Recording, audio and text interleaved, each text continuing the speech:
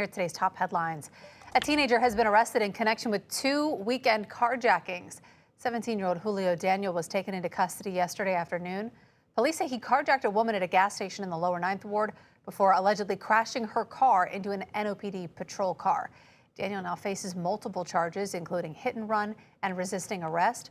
Police also believe he carjacked a DoorDash driver Saturday night in the Bywater, but charges in that case are still pending.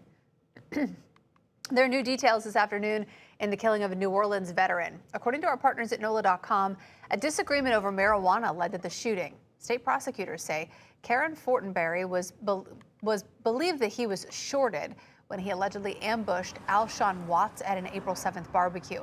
Officials say Watts drove away with the gunman following when he crashed into Michael Garcia's Jeep on North Claiborne. Garcia was then shot in the crossfire and later died. Fortenberry and 4 alleged accomplices face charges of second-degree murder and obstruction of justice. A former Gonzales mayoral candidate is now facing murder charges. Back on May 27th, Kemlyn Lomas told investigators she confronted Kendrick Nixon Sr. because she thought he was with another woman. Lomas said a gun accidentally went off during the struggle, hitting Nixon in the chest.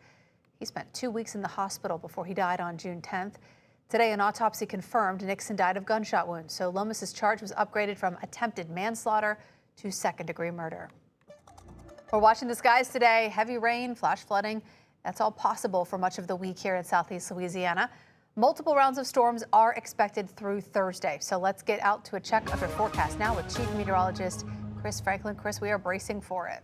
Yeah, and that's regardless of tropical development, kind of secondary to our heavy rain threat. We'll be monitoring our area. We've been talking about this since last week. It is currently over northern Mexico, northeastern Mexico, and that circulation, while broad, is being tagged as Invest 90. That only means that hurricane models are now being run on that area specifically. So we are getting a little bit better information on what could happen. And the thinking is that if this broad circulation is able to briefly move into the adjacent Gulf waters of coastal Texas and southwest Louisiana, there is a brief chance it could try and develop into either a depression, maybe a storm. So we are starting to get some computer models, although this is in the early stages, so only one model output is showing up. And this is also overlaid with our tropical precision cast model. The precision cast model indicates that broad circulation basically stays inland or right along the coastline, never emerging in the Gulf water. So if that is the case,